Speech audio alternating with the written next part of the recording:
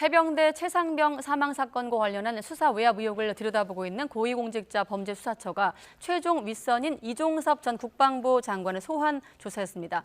이 전 장관이 최근 주 호주 대사로 임명이 되면서 출국이 가까워지자 소환 시기를 앞당긴 것으로 보이는데 이 전 장관은 수사에 적극 협조하겠다고 밝힌 것으로 전해지고 있습니다. 취재 기자 연결 다시 한번 속보 확인하겠습니다. 홍민기 기자.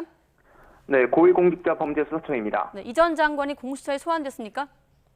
네, 그렇습니다. 공수처는 오늘 이 전 장관을 직권남용 권리 행사 방해 등 혐의 피의자로 소환 조사했다고 밝혔습니다. 지난 1월 이 전 장관의 측근 등을 압수수색하면서 첫 강제 수사에 나선 지 2달여 만입니다. 이 전 장관은 오늘 오전 일찍 비공개로 출석했고 조사는 이미 끝난 것으로 파악됐습니다. 이 전 장관은 해병대 최상병 사망 사건 수사 과정에서 경찰의 사건이 이첩됐다가 회수되는 과정에 관여한 혐의 등을 받고 있습니다. 앞서 국방부는 최상병 사망 사건과 관련해 임성근 1사단장 등 일부 간부들에게 업무상 과실치사 혐의를 적용하지 말라는 문건을 조사본부에 내려보냈는데요.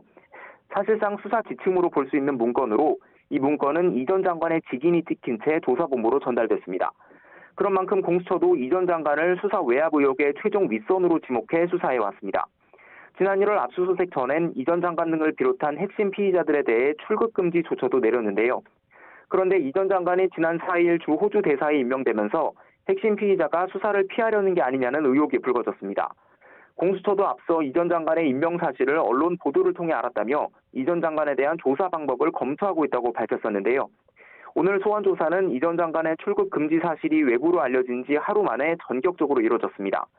이 전 장관이 현지 부임을 준비하는 상황에 접어들자 지체 없이 직접 조사를 결정한 것으로 보입니다. 공수처는 이 전 장관이 오늘 조사에서 앞으로 진행될 수사에도 적극 협조하기로 했다고 밝혔습니다. 다만 이 전 장관이 호주 대사 임명 당시에도 출국이 금지된 상태였는지는 여전히 밝혀지지 않은 상황인데요. 야당과 시민단체는 출국 금지 상태를 알면서도 이 전 장관을 임명한 거라면 사실상 핵심 피의자를 도피시키려는 것과 마찬가지라고 비판했습니다. 하지만 이에 대해선 외교부와 공수처, 대통령실 모두 정확한 답변을 내놓지 않고 있어서 논란은 쉽게 사그라들지 않을 전망입니다.